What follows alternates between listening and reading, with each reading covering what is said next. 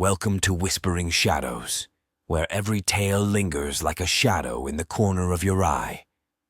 If you crave spine-chilling mysteries and haunting storytelling, you've come to the perfect place. Before we begin today's story, The Darkness on Redwick Road, don't forget to like this video, subscribe to the channel, and hit that notification bell so you're always the first to uncover the secrets we share. Now, dim the lights, get comfortable, and prepare for a journey into the eerie unknown. Let's dive in.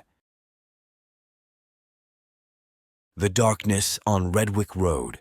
From the outside, Redwick Road looked like any other patch of rural highway, cracked asphalt cutting through endless fields, bordered by a dark tree line. But if you drove far enough, eventually you'd see it. An old, weather-beaten sign leaning precariously in the wind, its letters chipped away by time.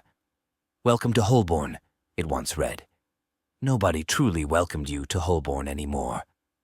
The town had withered into near non-existence decades ago, its inhabitants abandoning homes and businesses after an unspoken tragedy. Rumors swirled, a horrific murder spree, a toxic spill, or maybe something even worse, something that never made the newspapers. 1.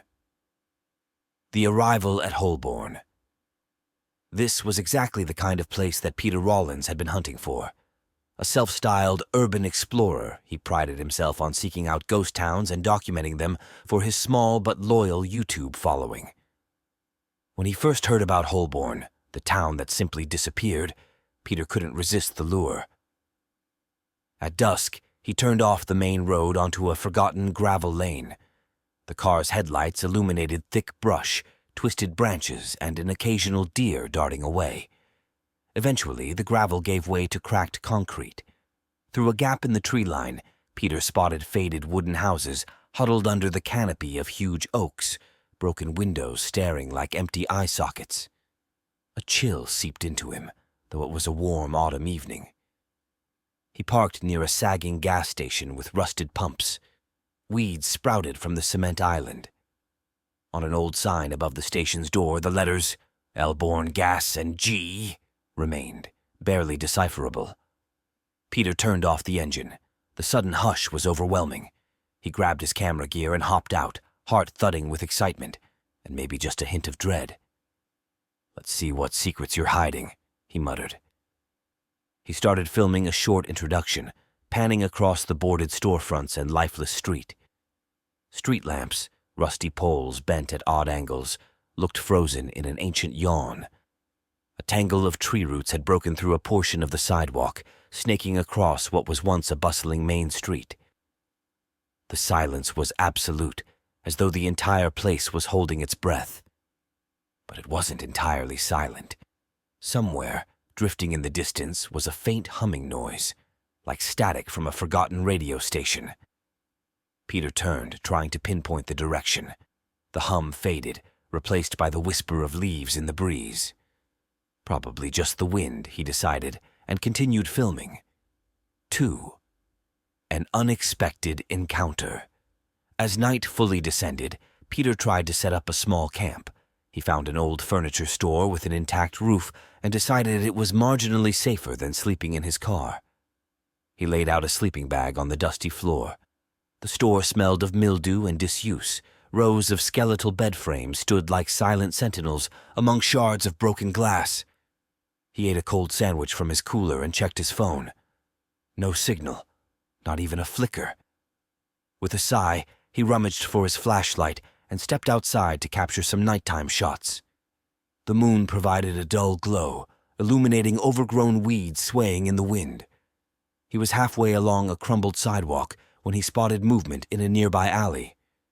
Just a flash, a silhouette darting between buildings. Peter froze. Was that a person? He didn't recall any mention of squatters, and he doubted anyone lived here legally. Stomach fluttering, he called out in a voice that wavered slightly. "Hello? Anyone there?" Silence, then footsteps scuffling on broken asphalt. They were moving away from him, heading deeper into the darkness. Curiosity flared. Perhaps another explorer, maybe a local who never left? Against his better judgment, Peter followed the sound.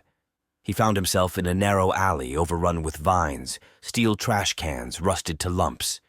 At the far end, a figure flickered in his flashlight beam, short hair, slim build, face obscured by a hood. The figure glanced back, and for a split second, Peter saw eyes that gleamed oddly under the flashlight. Then, with a low hiss, the stranger slipped behind a leaning fence and vanished into an empty lot. "Wait!" Peter called, quickening his pace. Reaching the fence, he peered over. Nothing. Just a vacant patch of gravel and an abandoned car with shattered windows. No footprints in the dirt.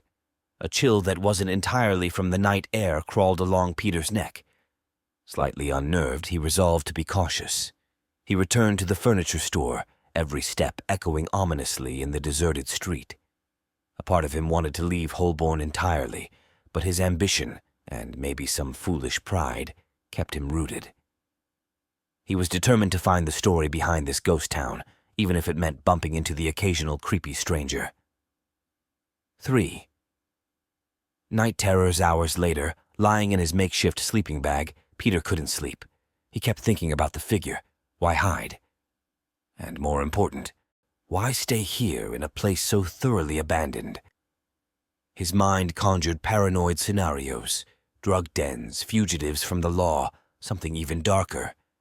Gradually, exhaustion took over, and he drifted off to a light, uneasy slumber. He woke to the sound of footsteps inside the store. Groggy and disoriented, he jolted up, heart hammering. The moonlight filtering through the dusty windows revealed nothing. The footsteps seemed to circle the perimeter of the room, soft and deliberate. Then they stopped. Peter held his breath, ears straining for any hint of movement. Creak. A floorboard groaned near the far corner. Peter aimed his flashlight. In the beam, the rows of bed frames cast distorted shadows along the walls. But no sign of a person. Fear knotted his stomach. Could the stranger from earlier have followed him here? Or maybe someone else? His pulse pounded so loudly he could barely think. He reached for his camera, a flimsy comfort, and rose slowly, scanning the room. Dust motes swirled in the flashlight glow. No sign of anyone. Then, from just beyond the door, a raspy voice murmured something unintelligible. Peter's blood turned to ice. He flicked off the flashlight, plunging the store into near darkness. He pressed himself behind a toppled dresser, breath shallow, trembling in the silence. Minutes crawled by. Nothing happened. No footsteps, no voices. Finally, he dared to peek outside. Empty. The night was still. Had he hallucinated the whole thing, half asleep in the gloom? Shaken, he barricaded the store entrance with a broken bed frame and tried to stay awake until morning. Chapter 4. A disturbing discovery. The next morning, the sunrise brought a tentative sense of relief. Birds chirped in the distance. Amazingly, life still existed in the outskirts of Holborn. Determined to push on, Peter resumed his exploration. He filmed vacant houses, cracked roads leading nowhere, tattered curtains flapping in broken windows. Eventually, he reached Holborn High School, a squat building with shattered doors. Its front steps were littered with old textbooks, rotted to mush. An eerie hush blanketed the property. Inside, water-stained lockers lined halls festooned with decades-old graffiti. Abandon all hope read one line in dripping red paint. He ventured into the school gym, camera rolling. Broken bleachers, rusted basketball hoops, a thick layer of dust on every surface. Then, near the locker rooms, he caught a glimpse of something on the floor. Something dark.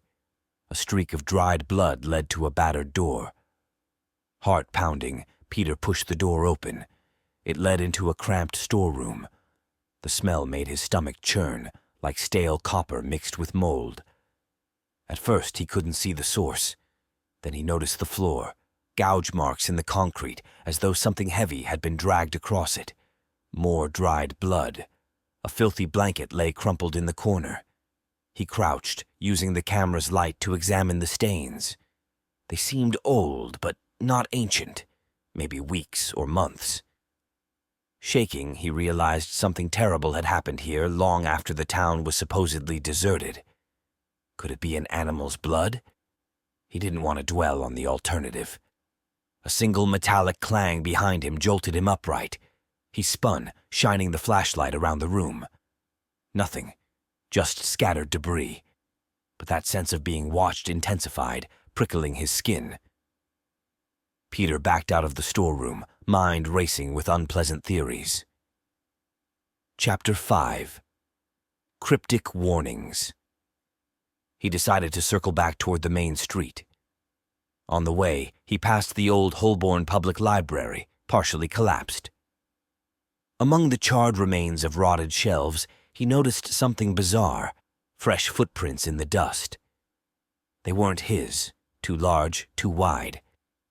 They led deeper into the library, around a corner to a section that used to house local history archives. He followed them out of grim curiosity. They stopped in front of a half-burned desk. Scattered on it were scraps of newspaper clippings. Peter's heart skipped. He carefully picked up one piece. Missing.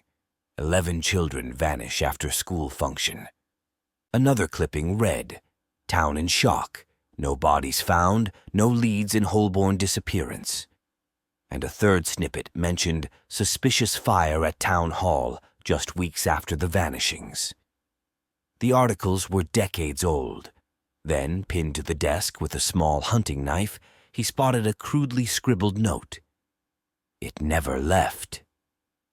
A shiver traveled down his spine. What never left? A sense of dread weighed on him like a physical presence, as though the air in that library had turned toxic. Grabbing the camera, Peter filmed the clippings, but his hands trembled. Something was very wrong here. He fled back into the open street, hungry for fresh air. The sky was darkening again. So much time had slipped by.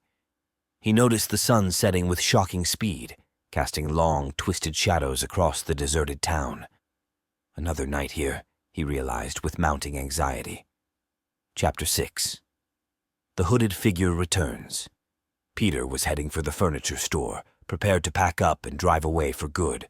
Video footage be damned. But as he neared the location, something new caught his eye, a sliver of light glowing inside a boarded cafe. It flickered like a candle, or a lantern.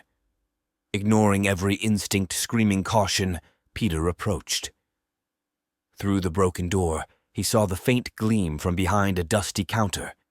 A shape moved across the light, his camera whirred, capturing the scene. Could this be the same hooded person from last night? He nudged the door open, stepping over rubble. The cafe floor was littered with shards of broken glass and overturned chairs.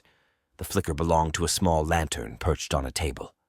And there, on the far side of the room, stood the hooded figure, back turned, rummaging through something on the countertop. Peter cleared his throat, voice cracking. "Hey, are you okay? Who are you?" The figure spun around. A woman's face emerged from the hood. Ashen skin, hollow cheeks, eyes bloodshot. She stared at Peter with a mixture of terror and relief. She looked half feral, as though she'd been surviving in this ruin for weeks, maybe longer. "Shh," she hissed, pressing a finger to her lips. "It'll hear you." Peter's stomach dropped. What are you talking about?" She stepped closer, eyes flitting to the dark corners of the cafe. "You shouldn't be here. It wants everyone gone. Or dead." 1,000 questions flooded Peter's mind. What wants everyone gone? Her gaze darted to a boarded window. The thing that roams these streets. You think Holborn died on its own? Her voice trembled with suppressed panic. We tried to burn it, starve it, chase it out, but it never left. It feeds. Peter's pulse pounded. Feeds on... what, exactly? She grabbed his arm with a surprising strength. Fear, flesh, whatever it can. I've seen it, watched it scuttle through the houses at night. It took my brother. I've been hiding ever since. He realized this woman had to be the silhouette he'd seen earlier. There's no one else here? No police? No—" She barked a humorless laugh. "You think the cops never came?" "They did. They never left." Then she grew deadly serious. "Get out, if you still can." Chapter 7. The Eyes in the Dark. Peter hurried outside, the hooded woman staying close behind, lantern in hand. The night air was thick, oppressive. A hush fell over the empty streets, as though Holborn was holding its breath again. A sudden skittering sound made them both jump. It was a soft, rapid shuffle against concrete. They whirled around. Across the street, a shape darted between shadows, a form low to the ground, arms and legs bent unnaturally. Peter's heart lurched. It was too big to be an animal, but not quite the shape of a person. He fumbled for his camera, but his hands shook so badly the footage would be a blur. The woman's face went pale as bone. "It knows we're here," she whispered. "We have to go," she urged. "Now." They broke into a run, weaving through the deserted street. Street lamps flickered ominously, as if electricity were momentarily surging to life. A series of metallic clangs echoed between buildings, trash cans or old signs crashing to the pavement. The beast, or whatever it was, seemed to be following them. They passed the old town church, doors chained shut. The tall steeple cast a twisted silhouette against the moonlit sky. Without warning, something slammed into the church's side from the inside, rattling the chains. The woman let out a gasp. Peter's mouth went dry. How could something be inside? A long, scraping screech accompanied another collision, as if something was trying to tear its way out. They hurried past, chest tight with fear. The noise ceased as abruptly as it began, leaving the street silent again. Chapter 8. The Trap at Town Hall. They spotted the old town hall at the far end of Main Street. The facade was half-burned, blackened wood forming a gaping hole. The woman insisted they had to pass it to reach the safer side of town, and possibly the only functional road out. Creeping along the side of the building, Peter smelled the acrid stink of charred timber. His flashlight fell on a battered sign leaning against the rubble. "Evacuation order. Mandatory. Leave now or risk your life." He'd heard rumors that a suspicious fire consumed Town Hall not long after the mass disappearances. Possibly the townsfolk had tried to destroy something within. Suddenly, the woman stiffened, eyes locked on a massive hole in the town hall's foundation. "That's its lair," she whispered. Peter's breath caught. There in the hole a low hissing echoed. He saw a flicker of reflection, a pair of eyes peering out, glowing faintly in the darkness. In that moment he felt a cold, primal dread, the sense that he was staring into an ancient, malevolent force. "Run!" the woman hissed. They bolted, but a shrill, inhuman cry ripped through the air, a sound that pulsed with rage. Shadows burst from the foundation hole, too quick to fully comprehend. Peter caught glimpses of elongated limbs, too many joints, skin pale and glistening. It bounded across the street in 2 strides, landing near them with a heavy thud. The woman shoved Peter forward, screaming, "Go!"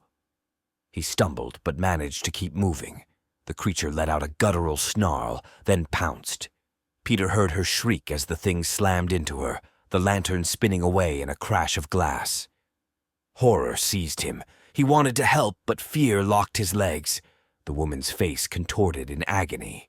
Then the creature yanked her into the darkness, and her scream cut off, echoing across the empty street. Peter's mind blazed with panic. She saved me, he realized numbly, and I can't do anything for her. A wave of guilt and terror threatened to consume him, but he forced himself to move, tears burning his eyes. He had to survive. She had begged him to escape. Chapter 9. Flight through the woods. Abandoning any semblance of caution, Peter sprinted through an alley, hopped a chain-link fence, and tore across a back lot. The town's edge loomed ahead, a line of tall pines that swayed ominously. He found the road that led back to his car. The moon glinted on the cracked asphalt. By some miracle, his vehicle was still there, parked near the sagging gas station. Relief washed over him. Yet as he got closer, he noticed the driver's door hung ajar. A sense of dread thickened. A smear of dark fluid stained the seat. The ignition wires dangled, ripped. The tires were slashed, flayed open. There was no driving away from Holborn tonight. In the distance, that skittering sound returned. Closer this time. With no other choice, Peter ran past his ruined car and down Redwick Road, lungs burning. The forest swallowed him in darkness. Branches reached across the road like gnarled arms, and the wind moaned through the pines. He heard a scraping behind him, something following at a terrifying speed. He veered off the road, diving into the thick underbrush. Thorns tore at his clothes, and the ground sloped dangerously. He slipped down a small ravine, landing hard on his shoulder. Pain flared, but adrenaline numbed it. He crawled behind a fallen log, chest heaving. Silence. Then a scuffle of leaves. The creature was close. It prowled just beyond the ravine, sniffing at the air with raspy breaths. Peter pressed himself into the damp soil, heart hammering. "Don't see me, don't see me." For a moment it paused, letting out a grunt. Peter bit his lip, forcing himself not to whimper. He caught sight of a distorted silhouette above. Elongated limbs hunched forward, head cocked at an angle as though listening. Slowly, it padded away, its footsteps fading into the gloom. Peter stayed there for minutes, maybe hours, paralyzed by fear. Eventually, the forest quieted. The moan of wind replaced the beast's rasping breaths. When he finally dared to move, every muscle ached from tension. Chapter 10. A glimmer of dawn, a haunting choice. Somehow, near dawn, Peter found himself on an old logging trail that ran parallel to Holborn's outskirts. As the sky lightened, the haunting calls of crows accompanied him. Blood smeared his sleeve from a shallow cut. Every nerve screamed exhaustion, but he forced his legs to keep walking. In a clearing, he spotted a dilapidated cabin, another sign of civilization or what was left of it. Inside the cabin, he discovered a rusted old radio. No electricity, of course. The single window was shattered, letting in a chilly draft. He collapsed in a corner, fighting a wave of despair. The memory of that woman, the terror in her eyes. He wanted to vomit. His camera still hung from his neck, battery blinking low. He decided to film a final message, something to warn anyone who might stumble upon this cursed place. He tried to speak, but words failed him. All he managed was a whisper about something in Holborn. It never left before the battery died. Crack. Crunch. Branches snapped outside. Morning light revealed a silhouette sliding through the tree line. It was there, hunting him still, its pace slow and methodical, as if savoring the chase. Peter's eyes flicked to the cabin door. Could he outrun it again? He swallowed hard. If he tried to run into the open daylight, maybe he had a chance. The creature's advantage was stealth in darkness, right? He mustered the last reserves of courage, kicked the cabin door open, and sprinted into the clearing, screaming for help at the top of his lungs. He never heard a reply, only a snarling shriek behind him. The final image seared into his mind was the tall pine silhouettes bathed in gold sunlight and the flash of a pale, scuttling shape closing in with impossible speed. Epilogue weeks later, a local ranger followed up on rumors of a missing YouTuber. He found Peter's abandoned, vandalized car near the gas station in Holborn, tires shredded, seats stained with something dark. Holborn itself was as silent as ever, its gutted buildings and empty streets offering no clue about Peter's fate. All the ranger discovered was a single camera lying in the forest near an old logging trail, battery drained. Intrigued, he took it home, hoping to glean answers from its memory card. The video footage told a story of ghostly streets, cryptic clippings, a hooded woman, and horrifying glimpses of something inhuman. The ranger never publicly released the footage, some say out of fear, others say out of respect for the dead. But after that day, whispers spread among the locals that Holborn was no ordinary ghost town, and that if you ever wander into those deserted streets after dark, you might just meet the creature that never left, and it will make sure you never leave either.